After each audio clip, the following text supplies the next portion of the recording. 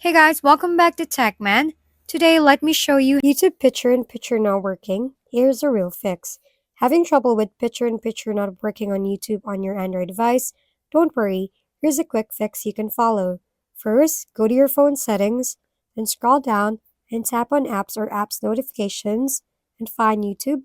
Tap on it, then go to picture-in-picture and make sure the toggle is turned on.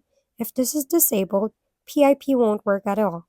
Next, open the YouTube app, tap on your profile icon, go to Settings, and then click on General. Make sure Picture-in-Picture is enabled. If it's still not working, try clearing the app cache. Go back to your settings, now click Apps, and then go ahead and scroll through YouTube, Storage, then tap Clear Cache. Avoid clearing data unless necessary, as it may log you out.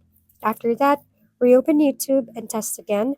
Also, make sure your YouTube app is updated from the Google Play Store, since outdated versions can cause the issue.